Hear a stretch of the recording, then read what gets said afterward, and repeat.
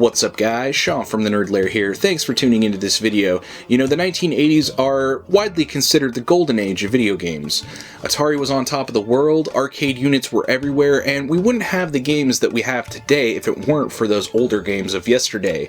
But in the 1980s, a game series would come along that would make you feel like you were on a real adventure for real treasures. So sit back, relax, and let me tell you the tale of Swordquest.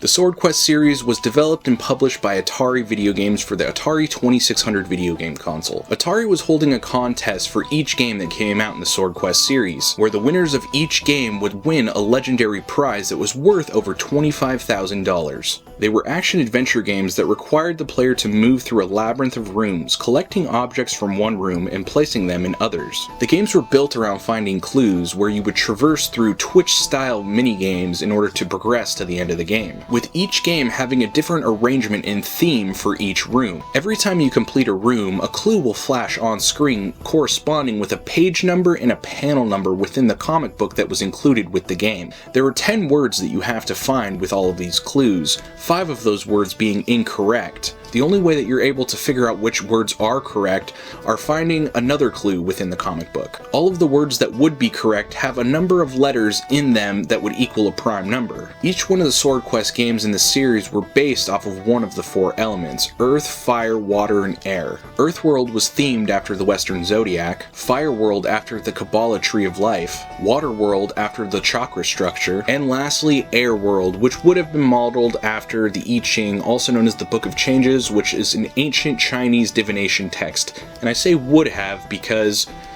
we'll get to that in a minute. Atari had designed the Swordquest contest to award a winner for each of the 4 games. Once all 4 winners were determined, each of those winners would be flown out to Sunnyvale, California to Atari headquarters to go head-to-head in a specially programmed game, where the first one to finish all 4 games would be determined the winner and get the amazing treasure at the end.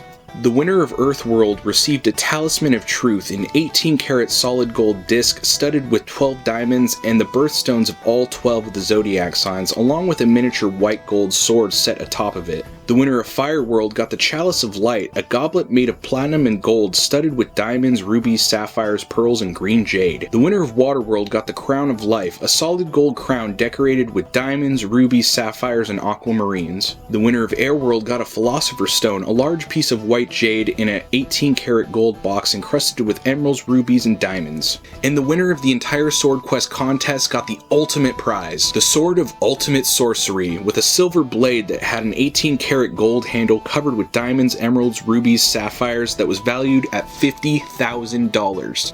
The winner of Earthworld was named Stephen Bell, and according to online sources, he does not have the pendant anymore. Unfortunately, he melted the disc down for its value because the winner of Fireworld was Michael Rideout, and he still has his golden chalice that's in a safety deposit box. He was smart enough to keep it. Unfortunately, during the infamous video game crash of 1983, Atari's financial situation was a disaster and they were forced to sell the company. This meant that Waterworld was distributed in limited amounts, making it a very rare game, and the contest never happened for that one. Hell, even finding a loose copy of Waterworld is super rare. As of December 2019, there is one Waterworld game that's on eBay for sale right now. It's sealed complete, mint, and it's going for $14,000. Which also meant that Airworld never got made, and we never got to see a winner for the last 2 games, and above all, never a winner for the final item, the sword. It's a shame that such an amazing game that brought a lot of people together and gave them something to look forward to and a real adventure where they could win real treasures. It didn't have an ending at all, it just ceased to be. It's really upsetting to know that the last 3 items didn't go to gamers. Rumor has it now that they were actually melted down for their value when Franklin Mint went out of business. Some say that Jack Tramiel has them, the person that bought Atari, but I don't think he does. He doesn't have the rights to own those because they were made by Franklin Mint. But alas, we'll never know the truth of what happened, and we'll never see the other 3 objects again. And with that being said, thank you guys so much for watching. If you enjoyed this video, video, hit the like and subscribe button and the bell icon so you never miss an upload, and share this video with someone who grew up in the 80s who played Atari 2600. You know, this might be really nostalgic for them. I wasn't even born until 1988, so I never really got to experience the Atari generation.